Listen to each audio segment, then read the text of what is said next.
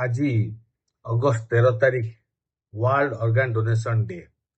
प्रत्येक वर्ष यही दिन में विश्व अंग प्रतिरोपण दिवस को बहुत आरंभ सहित पालन करा जाए। एवं आज दिन में यही वर्ष थीम हूँ आंसरिंग द कॉल्स।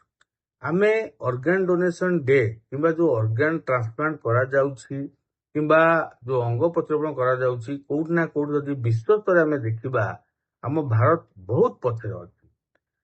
सेथिपाई आमे हुए तो गोटे ऑर्गेनाइजेशन के आमे नोटो कहूचे national organ tissue transplantation organization जोटा कि प्रायतः आमर 27 नवेम्बर से दिवस को पालन करा जाए किंतु विश्व स्तर में 13 अगस्त पालन करा जाय थाए।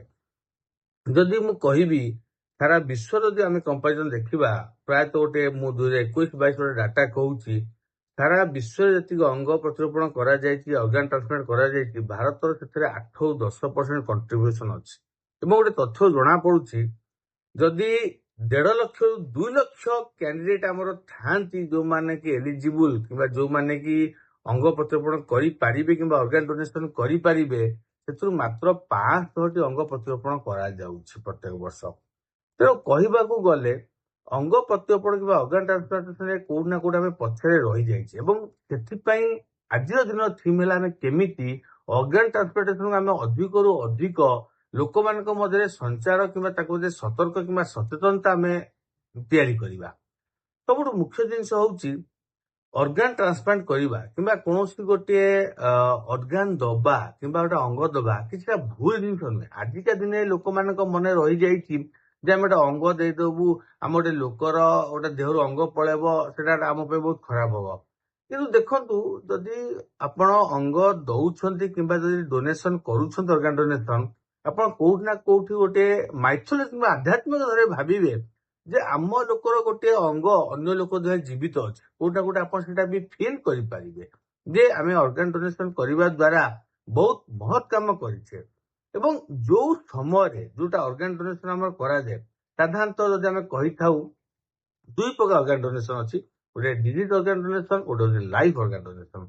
डिजीज ऑर्गन डोनेशन माने कोन ना जदि गोटे लोक मृत्युवरण करबाकू जाउथा कि मृत्युवरण करिथे एवं तार ऑर्गन टाको अन्य लोक दे लगा जाए सेटा डिजीज ऑर्गन डोनेशन कहि थाउ एवं किबा काराबरी के आमे ऑर्गन डोनेशन कहि थाउ एवं जोटुटा लोक जीवित थिबो ता ऑर्गन टाको आउ जणो देइ सेटा आमे लाइफ ऑर्गन ट्रांसप्लांटेशन बिल कहि थाउ। जीवित लोक साधारणतः गोटे किडनी दे पारिबो काना आमे जानिछे दुटा किडनी काम गोटे किडनी आराम से करि पारिबो गोटे किडनी दे पारिबो लिवर किछ अंश दे पारिबो हुए तो स्किन हो बोन हो जो ऑर्गन गुडा हमर अत्यधिक मात्रा रे रिपेयर हेई पारिबे किबा हम द्वारा आमे रिजेनेरेट करि पारिबा से ऑर्गन आमे दे पारिबा। एवं डिजीज ऑर्गन किंबा काराबरी ऑर्गन ट्रांसप्लांटेशन करिबा गोटे लोक मरी गला परे भी 8 जण लोकंकु से जीवन दे पारिबो। जे चाहिए तार लिवर तार किडनी लंग्स हार्ट इंटेस्टाइन पानक्रियाज आखि किंबा कर्निया बोन स्किन एवं मे भी बोन मैरो तो बहुत किसी ऑर्गन से डोनेट करि परिबो। एवं साधारणतः आमे कहिथा गोटे लोक मरीगला परे भी 8 जण लोक जीवन दान देकी भी से जाई परिबो। तो लोक माने कोठ ना कोठ बुझंतु जे ऑर्गन डोनेशन केते मात्रा महत्व रहउछ। आपणकर गोटे रोगी मरीबाकू जाउछ आपण जे बेसी इमोशनल हवा दरकार नाही किबा बेसी इमोशनल हेले भी किछि लाभ हबोनी केना गोटे फेज था जोथे हमें कहि थाउ गोटे लोकर ब्रेन डेथ हेई गला किबा कोठ ना कोठ तार कार्डियो रेस्पिरेटरी अरेस्ट हेइनी माने लोकटर ब्रेन काम करिया बंद करछि कोठ ना कोठ तार मृत्यु सुनिश्चित होई जाइछि एवं तार हार्ट एवं लंग्स एवं अन्य ऑर्गन काम करूछि। सेही क्षेत्र रे आमे गोटे लोकर ऑर्गन को भलो भाबरे काढी कि अन्य लोक को आमे देई पारिबा। तेणु आपण सेठी जदि भाबिबे कि नहीं आम लोकर ऑर्गन आउ देले पाप हो कि कहीं आम दबा ये बहुत बड़ भूल हो कहीं गले प्रत्येक वर्ष आम देश में 5 लाख ऊर्ध्व लोक विभिन्न ऑर्गन फेल्यूर रे मृत्युवरण कर लंग्स फेल्यूर हो हार्ट फेल्यूर हो किडनी फेल्यूर हो लिवर फेल्यूर हो कि जहाँ भी हो जदि आम ठीक समय आम ऑर्गन दे पारे गोटे लोकर हुए तो आम जीवन रक्षा कर जो आइडियल टाइम जो लोकर ब्रेन डेथ हो जाउची ब्रेन काम करूनी एवं कोठ ना कोठी जना पड़ुची लोकर बेसी दिन बंचिबार आशा नाही किंतु अन्य ऑर्गन काम करूची से समय आमे तार लिवर हो किडनी हो ହାର୍ଟ ହଉ, ଲଙ୍ଗସ୍ ହଉ, କର୍ନିଆ, ସ୍କିନ୍ ଏସବୁ ଅର୍ଗାନ ଗୁଡା ଆମେ କାଢିକି ଅନ୍ୟ ଲୋକଙ୍କୁ ଦେଇପାରିବା।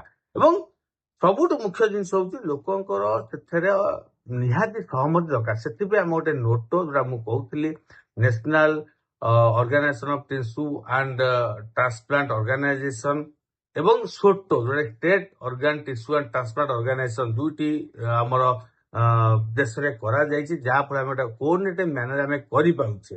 ଏବଂ ଅର୍ଗାନ ଟ୍ରାନ୍ସପ୍ଲାଣ୍ଟ କରିବାର ସବୁଠୁ ମୁଖ୍ୟ ଜିନିଷ, ଗୁରୁତ୍ୱପୂର୍ଣ୍ଣ ଜିନିଷ ହଉଛି ତିନୋଟି ଜିନିଷ ବି ନିର୍ଭର କରିଥାଏ। ଗୋଟେ ହଉଛି ତାର କେମିତି ଆମେ ଅର୍ଗାନକୁ ଆମେ କାଢିବା, ପ୍ରଥମ ଜିନିଷ।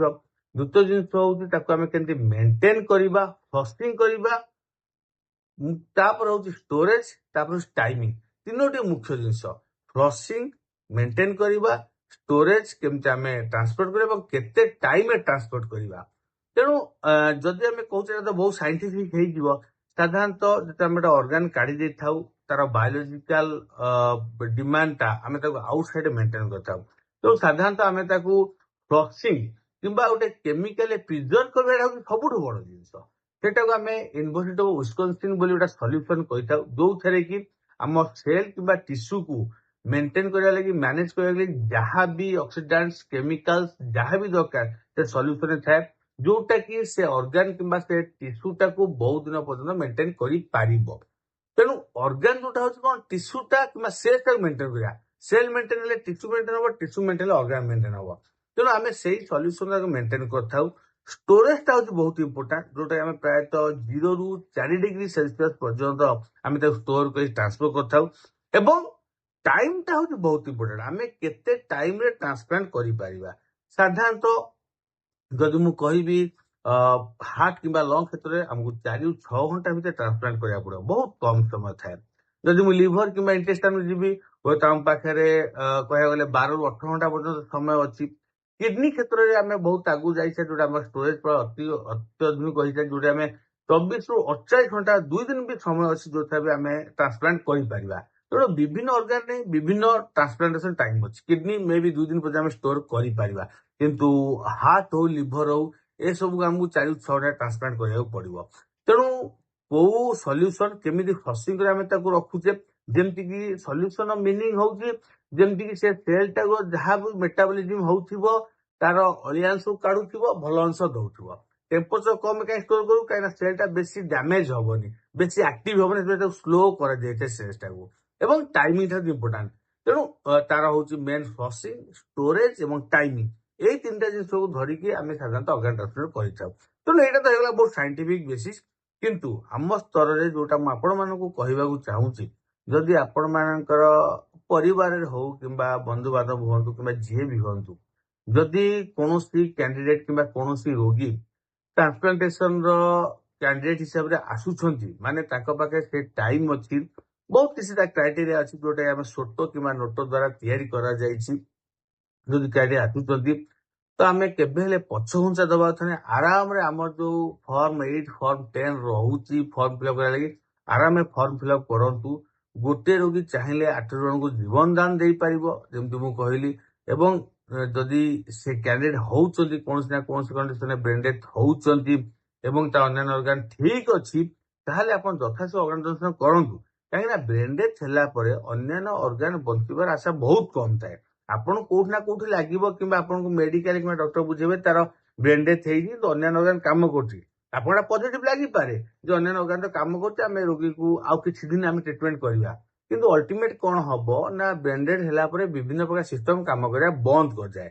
ଏବଂ ବାଇ ଦ ଟାଇମ ଆପଣ ରିଏଲାଇଜ କରିବେ କି ନାଇଁ, ହଁ ଆମେ ଡୋନେସନ ଠିକ ହେଇଥାନ୍ତା, ଆମେ ସେ ସମୟ ଆଉ ଡୋନେସନ କରିପାରିବେନି। ତେଣୁ ଆମର ଆଇଡିଆଲ ଟାଇମ ରହୁଛି, ଯୋଉ ସମୟରେ ଆମେ ଅର୍ଗାନ ଡୋନେସନ କରିପାରିବା ଏବଂ ଅନ୍ୟାନ୍ୟ ରୋଗୀ ବଞ୍ଚେଇ ପାରିବା, ସେଇଟା ଆମକୁ ବୁଝିବା ନିହାତି ଦରକାର। ତେଣୁ ଆପଣ ହସ୍ପିଟାଲରେ ଆପଣ ଡାକ୍ତର ମାନେ ସୋଟୋ ଟିମ୍ ଅଛନ୍ତି, ନୋଟୋ ଟିମ୍ ଅଛନ୍ତି, ମୁଁ ବି ନିଜେ ଗୋଟେ ସୋଟୋ ଅର୍ଗାନାଇଜେସନ ଟିମ୍ ଅଛି, ବ୍ରେନ ଡେଥ୍ ଡିକ୍ଲାରେସନ କମିଟିର ବି ମୁଁ ବି ଗୋଟେ ମେମ୍ବର ଅଛି ଆଜ ଏ ନ୍ୟୁରୋଲୋଜିଷ୍ଟ ହିସାବରେ। ତେଣୁ ଆମକୁ ଠିକ ସମୟ ଜାଣିବା ନିହାତି ଦରକାର, ଏବଂ ସେ ସମୟରେ ଆମେ ଯଦି ଅର୍ଗାନ ଡୋନେସନ ଆମେ ଯଦି ହେଇଯିବା ଏବଂ ଯଦି ଆମେ ଦେଇପାରିବା, ନିହାତି ଏଟା ମହତ କାମ, ପୁଣ୍ୟ କାମ।